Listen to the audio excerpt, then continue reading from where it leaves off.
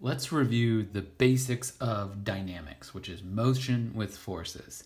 So a force, you might think that there's some fancy definition for it, but there's not, even in physics. It's just a push or a pull. And in the SI system, the metric system, we measure forces in newtons. A new concept we actually introduced and hadn't used before is the idea of mass. So mass is how much inertia an object has in terms of what we're mainly focusing on in this chapter. Mass is always going to be measured in kilograms. And so inertia, remember, is an object's resistance to changes in motion. So the more mass you have, the more you're going to resist your change in motion, your acceleration. So those are the two new concepts, force and mass, that we got this unit. So if we move them off of here, let's talk about Newton's laws. There's 3 of them. So the first law says this, that mass won't accelerate unless there's an outside unbalanced force. It's got to be outside. So we've talked about systems in this class. It can't be a force inside the system. That won't accelerate the whole system. It's got to be unbalanced. So there can be forces that cancel each other out, and then you won't have any net force. So if you want to say it as simply as possible, if the acceleration is equal to 0, and remember there's 2 ways to have 0 acceleration, at rest or constant speed. But if the acceleration equals 0, then all of the forces added up, or the sum of the forces must equal 0. So that's the gist of the first law. The first law is sometimes called the law of inertia. You know it better as an object in motion stays in uniform motion, and an object at rest stays at rest unless acted upon by an outside unbalanced force. This is very important law for this whole course, but especially this unit here. The second law can best be summed up by an equation. So acceleration is equal to the sum of the forces divided by the mass. Basically, it's saying acceleration and force are directly proportional. Double the force, double the acceleration. Quintuple the force, quintuple the acceleration. Acceleration and mass are inversely proportional. So double the mass, cut the acceleration in half. 5 times the mass, 1/5 the acceleration. Cut the mass to 1/3 of what it was before. Flip that, 3 times the acceleration. The little arrows indicate that they're vectors. So acceleration's a vector, it has direction, and force is a vector, it has direction. These two are always in the same direction. The net force and the acceleration are always in the same direction. More often than not, you'll see it in books written like this, which is the same equation, right? And this is often how we set it up when we go to solve a problem. Sum of the forces equals mass times acceleration. The third law says, for every action, there is an equal and opposite reaction. So let's say there's planet A and planet B. Planet A is bigger than planet B, like the Earth and the Moon. So the Earth pulls on the Moon this way, but the Moon must also pull on the Earth that way. That's the opposite part. But the part that a lot of people don't get is that they must pull on each other equally. So if that's the case, how come the Moon moves so much and you don't notice it on the Earth? Well, that goes back to the second law. Because the Moon has less mass, it will have more acceleration. Or if you think about it in terms of the Earth has more mass, so it has less acceleration. If you push down on the table pushes up on you with an equal but opposite force.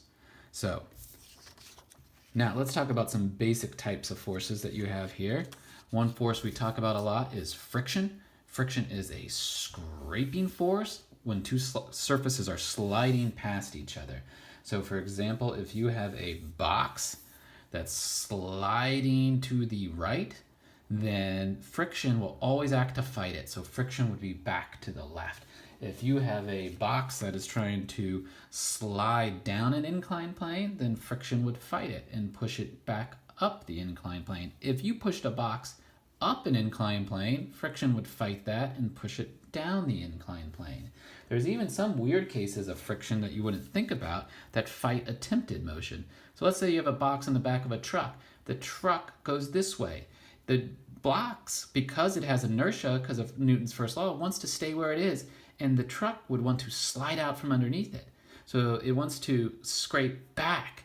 But if there's friction, since the box tries to move this way, friction will actually be the thing that pushes it forward that way. So friction is a force we often encounter. Another force we often encounter in this unit is tension. So tension is a force by a rope. and it always pulls along the rope. So the simplest case would be something hanging there. In that case, tension would pull you up. Maybe you pull a box to the side with a rope, then tension would be that way along the rope. Or maybe you're pulling a box at an angle, then tension would be that way along the rope. It's always pointed in the direction of the rope.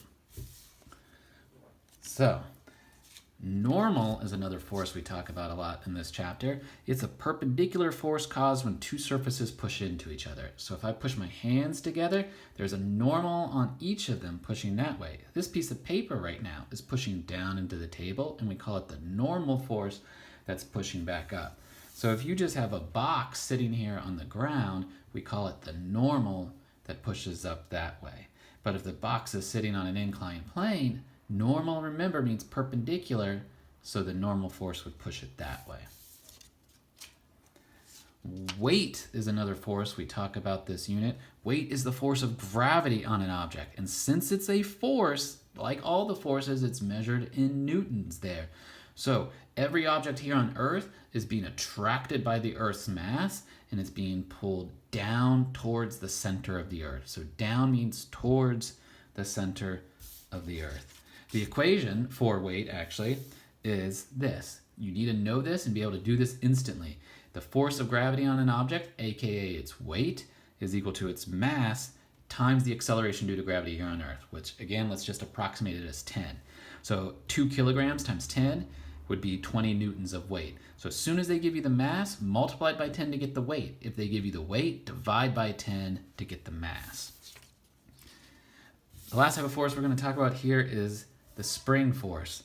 That's a force caused by the stretching or compressing of a spring or rubber band or something like that. So imagine that we have this object right here on a spring. Here, I'll put it like this. And we can do two things. We can compress it in like that. If we do that, the spring wants to push it back to where it was, wants to push it back to this position. We could also grab it and stretch it out to like here. If we stretch it, it wants to get back to where it was, so we would want to go that way. So again, if I compress it here, it would push that way, but if I stretched it out this way, it would pull you back that way.